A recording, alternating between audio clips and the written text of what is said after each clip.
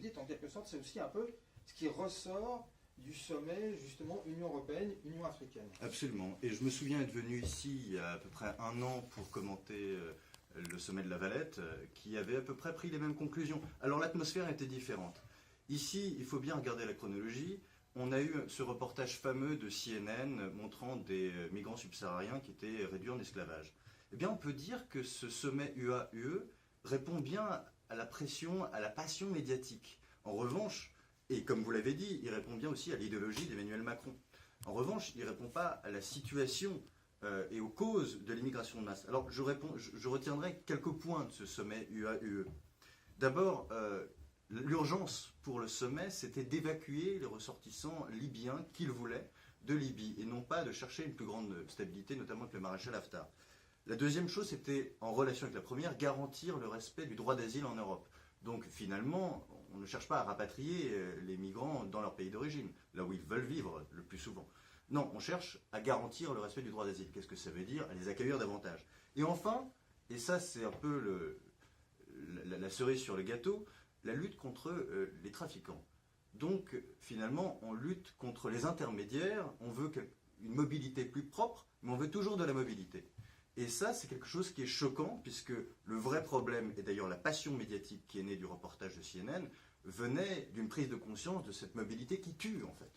Et qui tue, et puis aussi le fait que on nous avait promis en 2011, à la chute du régime de Muammar Kadhafi, qui n'était pas, attention, on peut pas, il ne s'agit pas de le considérer comme un ange, c'était loin de là, mais en quelque sorte, c'est que personne ne s'est posé la question de se dire qu'il y a peut-être une corrélation entre ces marchés aux esclaves et la chute de Muammar Kadhafi en 2011. Absolument. Et que les mêmes qui ont été un peu responsables de la chute de l'empire, du régime de Muammar Kadhafi, étaient en quelque sorte les mêmes qui se plaignent de ce marché aux esclaves. Vous y allez. Absolument.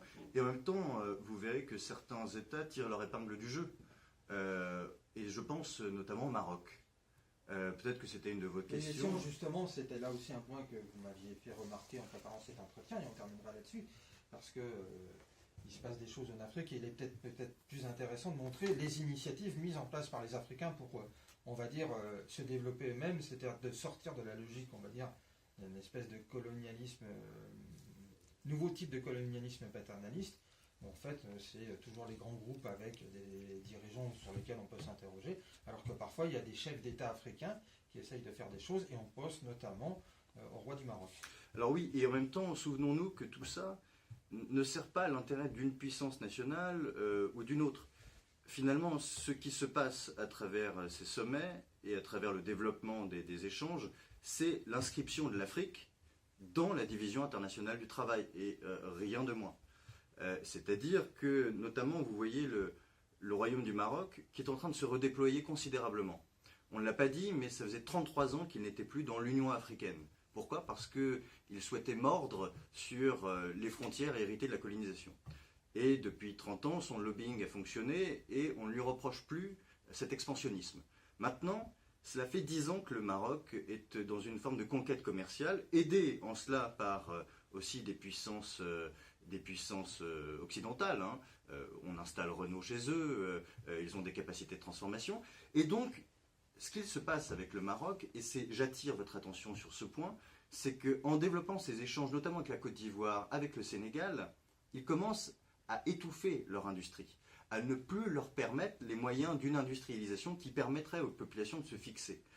Et le problème qui en découle, c'est que finalement le Maroc, et le roi du Maroc a dit que le XXIe siècle serait le siècle des grandes migrations. Donc en cela, il ne s'oppose pas du tout à l'agenda de Macron, ni à l'agenda du capitalisme mondialisé, disons-le rapidement comme ça, puisque son royaume bénéficie de cette suggestion des États africains de l'Ouest, et en même temps crée le chaos de la mobilité, le chaos des travailleurs, et tout en retirant les bénéfices. C'est-à-dire que la relation du Maroc avec ses voisins est totalement asymétrique. Il envoie des marchandises, il ne reçoit presque rien. Il est gagnant, et le problème, c'est que les perdants sont ces petits États africains qui, pour ne pas voir leur population immigrer, ont besoin d'États forts qui contrôlent leur régime et leur population et leur développement industriel. Et surtout peut-être sorte de la fameuse division internationale du travail que vous avez évoquée au cours de cet entretien, vous allez peut-être de revenir plutôt à des... Parce que on pense notamment à l'un des grands prix Nobel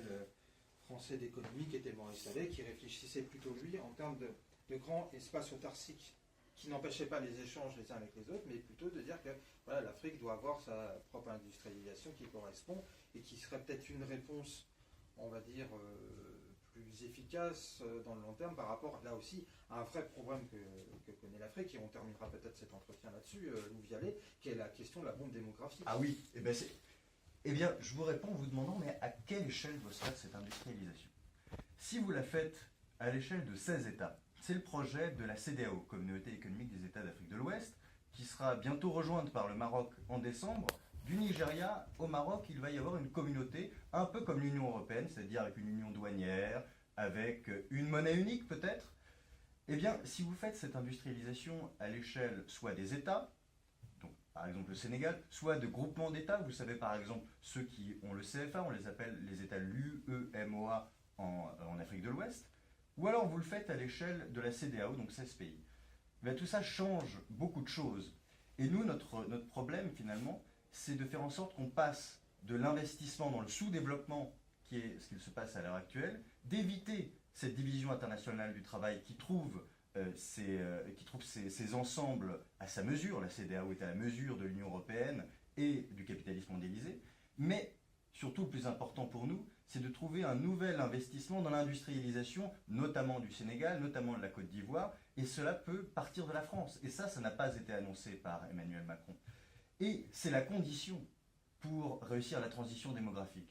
Vous ne pouvez pas imposer de 2000 km de distance la politique du 1 sur 2 pour les enfants, la politique de réduction de la natalité. C'est quand un peuple passe finalement d'activités pastorales à des activités ouvrières, productives, industrielles, que là, il commence finalement à accepter cette transition démographique, à l'envisager dans sa propre économie familiale, et c'est à ce moment-là que la transition démographique peut se faire. Donc, on pourra faire tous les beaux discours qu'on voudra, cette transition démographique n'apparaîtra que quand il y aura une industrialisation forte de ces pays. Je pense notamment dans le secteur du textile, où nos capitaux peuvent servir à industrialiser, et c'est gagnant-gagnant, comme on le dit, à industrialiser ces pays-là. Écoutez, merci beaucoup Louis Vialet pour cet éclairage sur la question africaine qui dépasse singulièrement les petits mots d'Emmanuel Macron en africain. Merci pour votre invitation.